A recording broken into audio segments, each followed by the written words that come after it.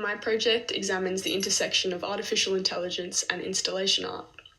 I'm asking how AI-driven works extend what Angela Nandalianis calls the neo-Baroque logic of spectacle and display, and what new responsibilities this creates for curatorial practice, especially around data ethics, authorship, and environmental sustainability. AI installations are increasingly visible in contemporary art, yet they remain severely under-theorised. My aim is to situate them not as a rupture from art history, but as a transformation of earlier traditions of theatricality and illusion, and in doing so I argue that both art historians and curators need new tools to understand how digital spectacle reshapes participation, institutional power, and the ethics of display. Today I'll outline the aims and structure of the project, introduce 6 case studies that ground the analysis, and unpack my theoretical framework guiding my approach. I'll finish with a brief research timeline and some questions for discussion. I want to begin with an example. Lozano Hemmer's Pulse Room only comes alive when visitors touch sensors that record their heartbeats and transform them into flickering bulbs. Without the audience, there is no work. But think about what's happening here. Your biometric data is being extracted and aestheticized as public spectacle. The experience is both exhilarating and unsettling.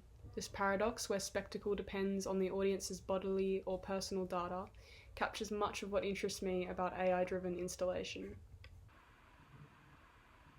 My guiding research question is, how do AI-driven installations extend the neo-Baroque logic of spectacle and display, and what new responsibilities do they create for curatorial practice in terms of data ethics, authorship, and environmental sustainability?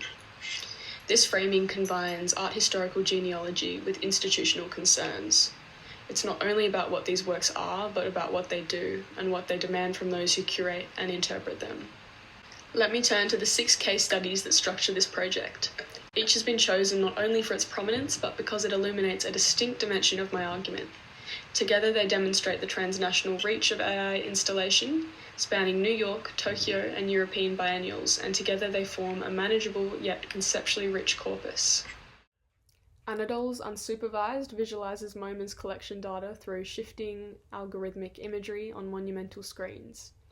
It embodies Nandalianis's neo-Baroque logic of spectacle, overwhelming scale, perpetual transformation, and ornamental immersion. The work creates what might be called an algorithmic sublime, extending Baroque excess through computational means. TeamLab's Borderless creates vast multi-room environments where visitors' movements trigger reactive light and projections. This illustrates Claire Bishop and Hal Foster's debates on participation. Spectators become co-producers of the work, though within tightly choreographed commercial systems. The result raises curatorial questions about when does immersion become spectacle for its own sake, and how do institutions mediate between entertainment and critical entertainment. As before mentioned, Pulse Room literalizes Michael Fried's notion of theatricality, art dependent on the viewer's presence.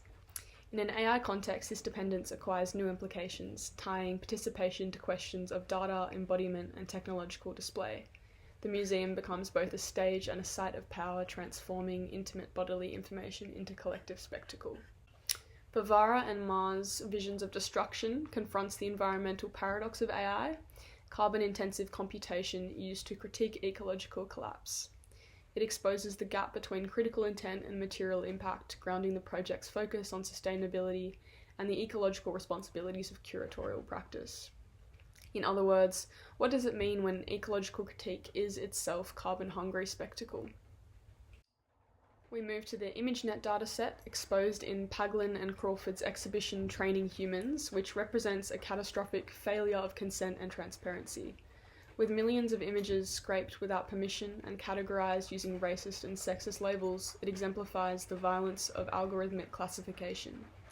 Including this case expands the project beyond gallery-based art and into the infrastructural conditions of AI itself.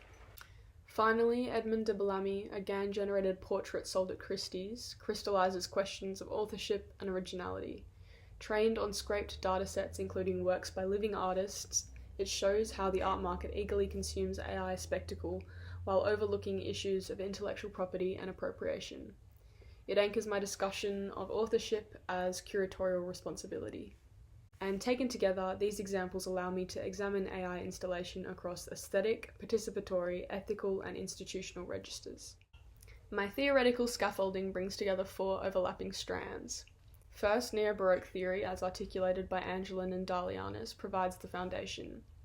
She describes the Neo-Baroque as a distinctly modern logic of spectacle shaped by the sensory and technological conditions of the late 20th and 21st centuries.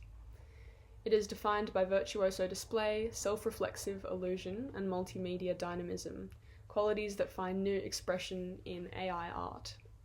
These installations extend Baroque excess through computation, producing what Dalianis calls the digital sublime, technology so immersive it overwhelms perception, provoking both fascination and unease.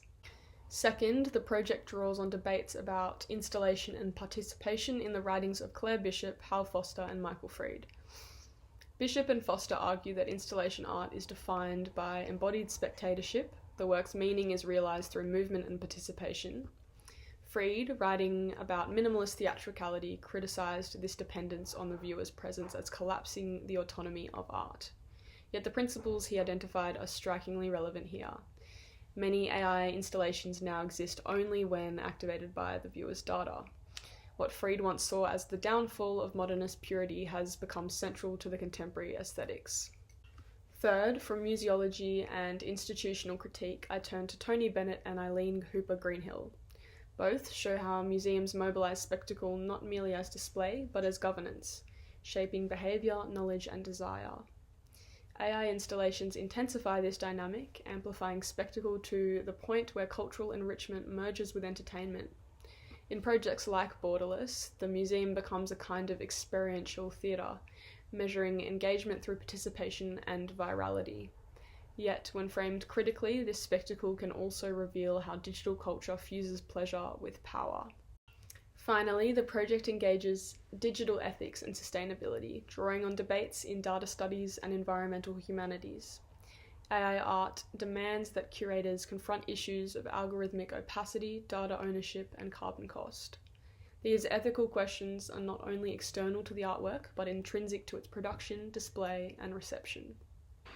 The strength of this project lies in synthesizing these 4 domains, art historical, participatory, institutional, and ethical, into a single analytical framework that situates AI installations within long traditions of spectacle while addressing their new technological and curatorial challenges. The research is unlikely to unfold in 3 phases.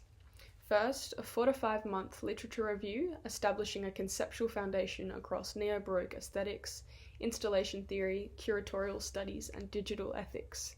Second, a 4 to 5 month theoretical development phase, synthesizing these strands into a coherent interdisciplinary model capable of addressing and analyzing both aesthetic traditions and ethical implications.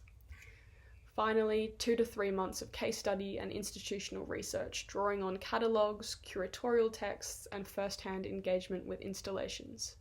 Ideally, this phase could include fieldwork to experience these works directly. And altogether, this almost 12-month plan moves from conceptual grounding to applied curatorial analysis, balancing depth with flexibility. To conclude, this project situates AI-driven installations within a broader genealogy of spectacle stretching from the Baroque to the digital present. It argues that while these works perpetuate the Baroque fascination with illusion and sensory immersion, they also introduce new ethical and ecological demands for curatorship in an age of data and computation. By integrating Neo-Baroque theory, installation studies, museology, and digital ethics, I aim to offer a framework for analysing how algorithmic systems reshape both aesthetics and the politics of display. If I were presenting this to the class, I'd invite feedback on a few points, one being that some of my case studies like Borderless and Pulse Room use interactive systems rather than AI per se. I've included them to illustrate broader principles of participation and spectacle that frame AI-based practice. Does this conceptual scope feel justified, or should I narrow the focus to strictly AI-generated works? I'd also welcome feedback on whether the balance between theory and curatorial application feels clear. Does the synthesis of art historical and ethical perspectives come through strongly enough? That's all. Thank you for listening.